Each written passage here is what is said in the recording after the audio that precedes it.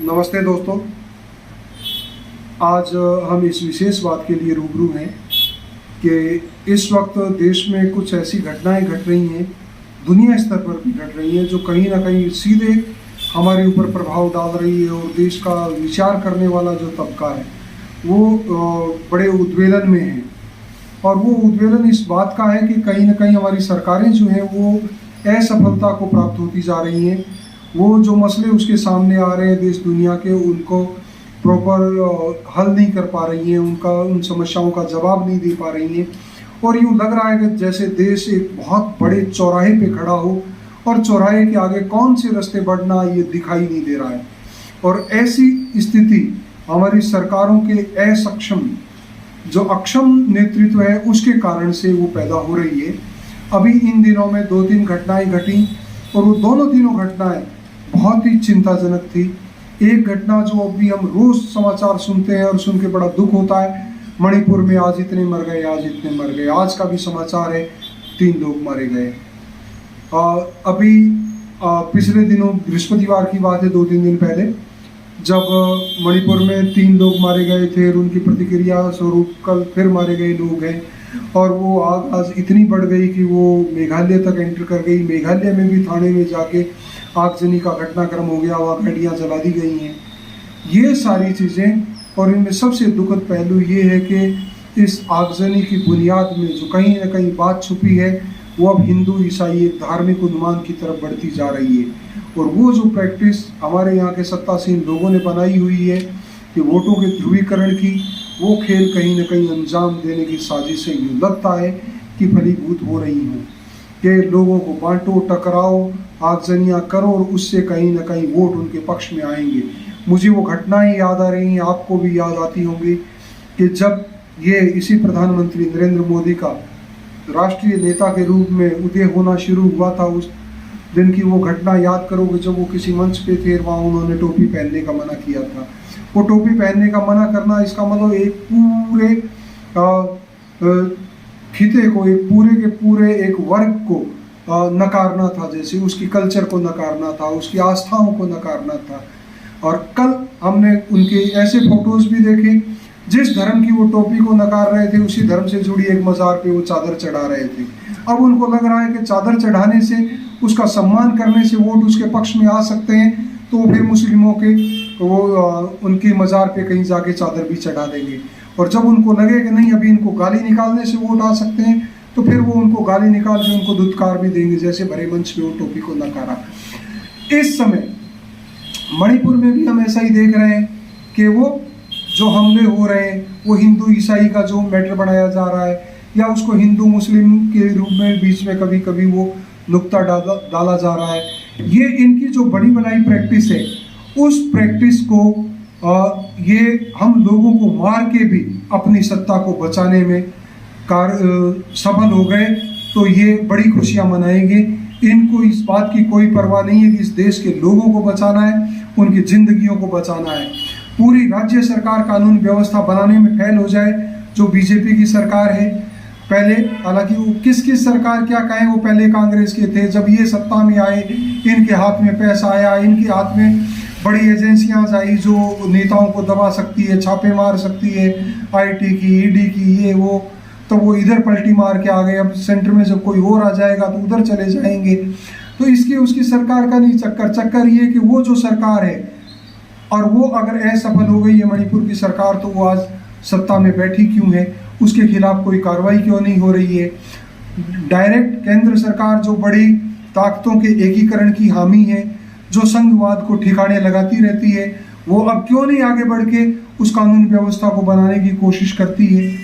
ये सारे बड़े सवाल हैं जो कहीं ना कहीं छुपे हुए एजेंडों की तरफ इशारा करते हैं कि बीजेपी, आरएसएस और ये मोदी सरकार की जो प्रैक्टिस रही है कि धर्म के नाम पे, सांप्रदायिक राष्ट्रवाद के नाम पे लोगों के वोटों का एकीकरण, ध्रुवीकरण करो, और उससे पहले अगर आगजनी जितनी करनी हो करो, लोगों को मारना हो मारो, इंसानियत को शर्मसार करना हो करो, सारा काम करेंगे।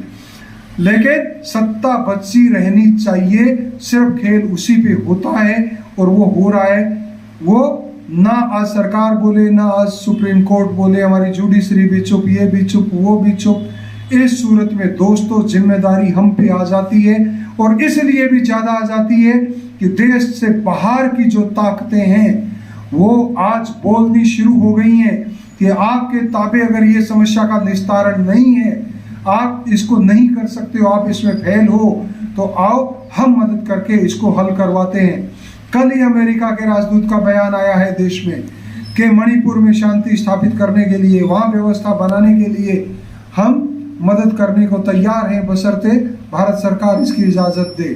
तो अगर अमेरिका से ये बात आ रही है, अगर प्रधानमंत्री नरेंद्र मोदी अमेरिका जाते हैं और वहाँ ये सवाल उठता है कि आपके देश में अल्पसंख्यक सुरक्षित नहीं है, आपके देश में लोकतंत्र सुरक्षित नहीं है, हमारे प्रधानमंत्री इन चीज़ों का देश में मैनेजमेंट करने में तो असफल रहे, लेकिन वहाँ पहले बहुत लंबे अरसे बाद हमने देखा कि बेचारे फंस गए प्रेस कॉन्फ्रेंस में और जवाब भी नहीं दे पाए सटीक। जो सटीक जवाब देने में अक्षम हो वो किस तरह के लीडर रहे होंगे, क्यों उनको कोई चला रहा होगा, क्या वो किसी के इशारे पे चल रहे होंगे कि नहीं चल रहे होंगे, खुद के दम पे, खुद के साउंड माइंड से अगर चल रहे होंगे तो क्यों नहीं उनको वो जवाब आया।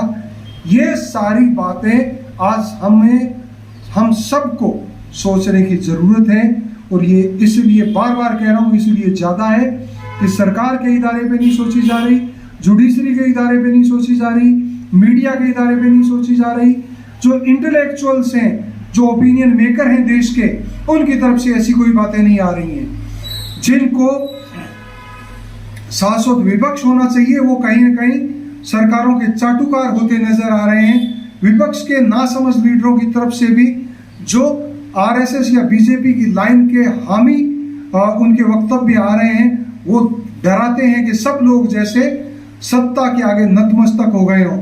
तो सत्ता के फाउल गेम को, सत्ता के गलत को रोकने के लिए देश का मीडिया बोले, कानून से जुड़े लोग बोले, वो पैरोकारियां चौराहों पर इतनी जबरदस्त हो कि सरकारें उससे कांपें, सरकारें उस पर रिव्यू करें कि हम कहाँ गलत कर रहे हैं। अन्यथा किसान आंदोलन में दुनिया की सरकारें बोली थी आपका मसला हल करो। कनाडा से आवाज आई थी, इंग्लैंड से आई थी, अमेरिका से आई थी, यूएनओ से आई थी।